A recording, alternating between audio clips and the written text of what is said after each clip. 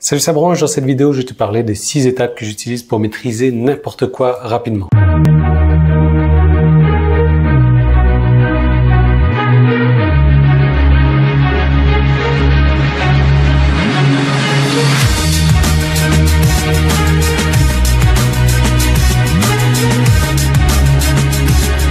Tu le sais sans doute, mais l'apprentissage, c'est pas facile. Il suffit de demander à ma fille, elle se décourage dès qu'elle est en train d'apprendre quelque chose pour la première fois et qu'elle ne réussit pas, ce qui est totalement normal. Elle se décourage. Donc moi, en général, ce que je lui dis, c'est que voilà, quand elle était bébé et qu'elle s'est mise à marcher pour la première fois et qu'elle est tombée pour la première fois, elle n'a pas eu l'idée de se décourager. Elle a continué à continuer. Et si c'était le cas, elle serait toujours en train de ramper aujourd'hui. Donc, il faut persévérer. Mais c'est vrai que l'apprentissage, c'est pas facile. Mais j'aimerais partager avec toi 6 choses que j'ai apprises pour apprendre beaucoup plus vite. On parle souvent pour devenir un expert, il faut avoir expérimenté 10 000 heures dans ce domaine d'activité. Donc, il faut avoir fait ces 10 000 heures intentionnelles. Donc, par exemple, pour les Beatles, avant d'enregistrer leur premier album, ils jouaient de la musique 20 heures par jour dans un club de striptease en Allemagne.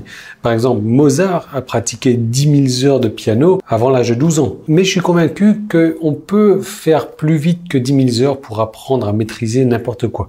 Alors, quand je dis n'importe quoi, ça peut être de faire de l'art, de faire de la peinture, de parler en public comme ça, de faire des vidéos, de faire du marketing, de faire n'importe quoi. C'est vraiment un concept global que je te donne. Donc, déjà, la première des étapes, ce qu'il faut savoir, c'est qu'il existe 3 types de personnes. Les personnes que j'appellerai plus, les personnes que j'appellerai moins et les personnes que j'appellerai égales. Donc, les personnes que j'appelle plus, ce sont les personnes donc qui sont des mentors. Ce sont des mentors donc qui sont plus évolués que nous, qui sont déjà partis plus loin que nous. Donc, pour ça, c'est simple.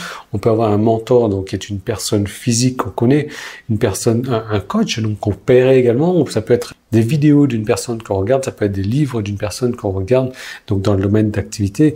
D'ailleurs, si tu lis un livre, j'ai une bonne technique pour toi qui va te permettre de retenir plus que ce que tu apprends sur un livre, parce qu'en règle générale, tu vas retenir 2 idées d'un livre. C'est juste après avoir lu le livre, d'écrire quelque part les 10 choses que tu as apprises de ce bouquin-là. Ça paye pas de mine comme ça, mais honnêtement, ça va te permettre de retenir beaucoup plus sur le livre. Donc ça, c'est pour les mentors. Les personnes donc à moins sont importantes également. C'est les personnes qui en savent moins que toi. Mais c'est intéressant donc d'être confronté à ces personnes-là parce que tu vas pouvoir leur expliquer la chose. Donc en enseignant, on apprend également. Et surtout que si tu ne peux pas expliquer quelque chose facilement, ça veut dire qu'il faut que tu l'apprennes mieux. Et également les personnes donc moins, ce sont les personnes qui vont te poser des questions simples, donc des questions intéressantes, donc des personnes à fréquenter également.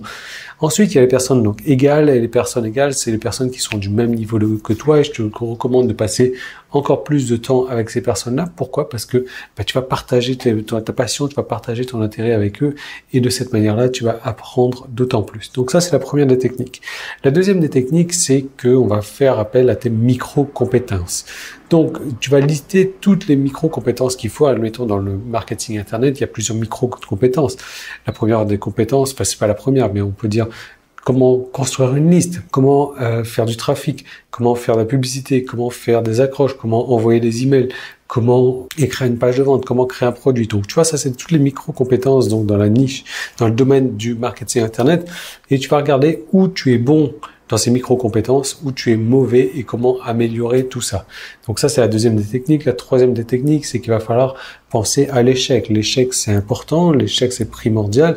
Et rappelle-toi de Thomas Edison qui a fait 10 000 échecs avant de sortir l'ampoule. Si c'était limité à 100 échecs, t'imagines qu'aujourd'hui, on n'aurait toujours pas d'électricité. Enfin, l'électricité, si, mais on n'aurait toujours pas d'ampoule. Enfin, moi, tu comprends ce que je veux te dire, mais l'échec, c'est important. L'échec, ce qu'il faut te dire, c'est que tu ne peux pas passer sans être passé par la case échec. Tu ne peux pas réussir. En tout cas, c'est très rare de réussir sans être passé par la case échec. Donc moi, je te conseille d'essayer d'échouer le plus possible et de recommencer de manière à être habitué à l'échec, ne pas avoir peur de l'échec, ne pas avoir peur de sortir de ta zone de confort pour en apprendre davantage. 4e point important, c'est ton énergie. Donc, c'est important de prendre soin de ta santé, donc de ta santé physique, mais de ta santé morale également, de maîtriser toutes tes émotions avec, par exemple, l'art de la méditation.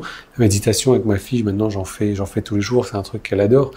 Et c'est important également donc d'éliminer les personnes toxiques et les personnes négatives de ta vie, donc vraiment prendre soin de ta santé physique, de ta santé morale et de ta santé intellectuelle également. On en revient donc au point numéro 1 où il fallait traîner avec 3 types de personnes, les plus, les moins et les égaux. Ensuite, on a le cinquième qui est vraiment important, c'est un de mes préférés, c'est la règle du 1%. Cette règle du 1%, tu sais que si tu t'améliores juste d'1% par jour, en un an, tu seras amélioré de 3800%. C'est-à-dire qu'en un an, tu seras 38 fois mieux que ce que tu étais avant. Donc ça, c'est possible avec la règle des intérêts composés. Mais tu vois, c'est pas beaucoup de s'améliorer d'1% par jour. Personne ne le fait en règle générale, c'est ça qui est un peu con. Mais si tu peux être 38 fois mieux dans un an, imagine qu'aujourd'hui tu as des revenus qui sont de 1000 euros par mois. Si tu augmentes ça d'1% par jour, dans un an tu es à 38 000 euros par mois. Tout simplement. Sixièmement, c'est tout simplement de passer à l'action. De faire ce que tu as appris, même si tu n'as pas fait encore 10 000 heures, même si tu te sens pas encore capable, le fait de passer à l'action, ça va t'emmener vers des échecs, ça va t'emmener vers de l'apprentissage, et donc l'action quotidienne est vraiment importante pour mieux apprendre. Voilà, donc j'ai fait un peu vite pour pas trop traîner sur cette vidéo.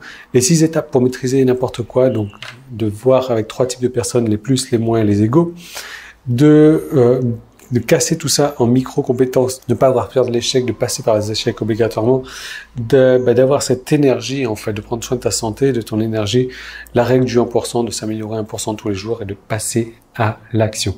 Voilà, donc j'espère que cette vidéo t'a plu, donc tu peux me mettre un pouce en haut, tu peux me mettre un commentaire et je te retrouve demain.